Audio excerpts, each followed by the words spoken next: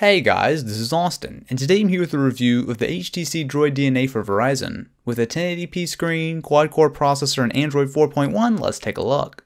The DNA brings along the familiar Verizon red and black color scheme, which gives a bit of pop to the design. The front is fairly clean with a single piece of glass with the Verizon logo up top and the capacitive Android keys below. Along the sides are red accents which give a bit of texture to the phone, and around back you'll see the DNA is entirely coated in a soft touch plastic. Generally, these surfaces pick up dust and fingerprints easily, but it really wasn't a huge issue.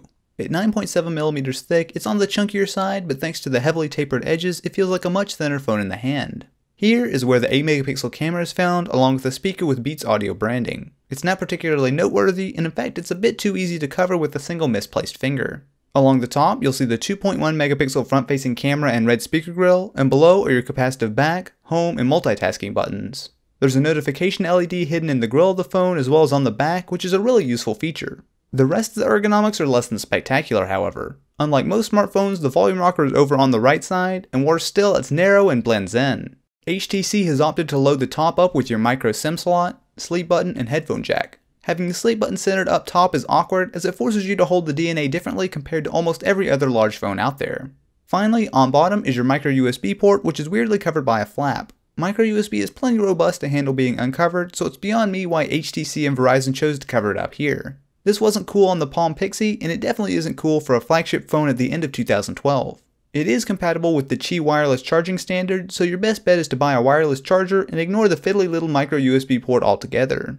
The screen, on the other hand, is absolutely fantastic. It's a 5-inch IPS panel with a resolution of 1920 by 1080, and with 440 pixels per inch, this absolutely destroys every other smartphone out there right now. Even when viewing the screen much closer than you ever would normally, there's still an incredible amount of detail. Not only is it high resolution, but it's also among the most vibrant screens I've ever seen with top-notch viewing angles. I have zero complaints at all here. It's noticeably better than any other phone screen, period.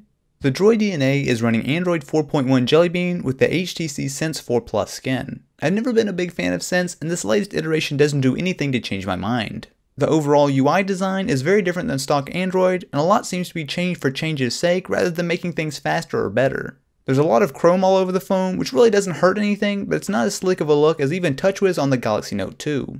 On the whole of it, the DNA is certainly a fast phone thanks to the powerful internals in Android 4.1, but it's not as smooth as it could be, with animations frequently losing frames. Most apps work just fine on the 1080p screen, although it is easy to spot graphics made for 720p or lower resolution devices. As with most recent Verizon phones, there's a notification for Wi-Fi which never goes away, which is a minor annoyance, and there's a good deal of bloatware installed which gets its own category in the app drawer. Unwanted apps are fairly easy to hide, however, so it isn't a huge problem. Overall, the software could be better, but load up a custom launcher, hide the bloatware, and you're good to go. The 8MP camera is quite good overall. Saturation is solid and there's a good amount of detail to work with. The white balance gets tripped up sometimes, but you can adjust it manually if you need. Low light performance is right on par with most smartphones, salvageable for a quick shot, but it pales in comparison to the Nokia Lumia 920. Video, on the other hand, really is not the Droid DNA's strong suit.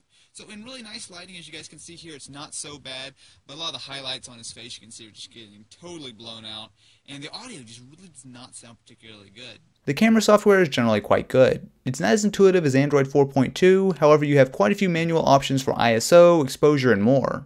There are also some effects you can choose from, including a fun little distortion effect which you can play around with, dots which render the image in a series of interesting looking dots, and finally your standard depth of field, vignette, and Instagram-like filters. Powering the HTC Droid DNA is a Snapdragon S4 quad-core processor clocked to 1.5 GHz, paired with 2GB of RAM and Adreno 320 graphics.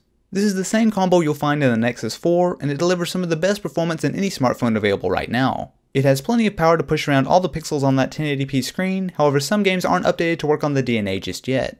You'll also find 16GB of storage built in, which is about average, however the lack of a micro SD card slot is a bit disappointing. Call quality on the Verizon network is top notch, rivaling Motorola phones like the Droid Razr HD. You'll also get solid LTE data speeds topping 30 megabits per second at times, and even pulling in over 10 megabits in my office where most Verizon phones struggle. With a 5-inch 1080p screen and quad-core processor running off a 2020 mAh battery, I was skeptical of the battery life, but in my testing I found I was easily able to make it through a full day of use and then some. The HTC Droid DNA has some faults. The hardware is well built, but a few design choices hold the phone back. It's great to see Android 4.1 on board, but Sense is really in need of a redesign. That said, you're getting the best display on any phone out there and top-notch specs all for a reasonable price. If you're looking to pick up a new phone on Verizon, the Droid DNA is absolutely worth a look. You can check out more videos on the Droid DNA here, and don't forget to hit that like button and subscribe for more. Anyway, I'll catch you guys in the next one.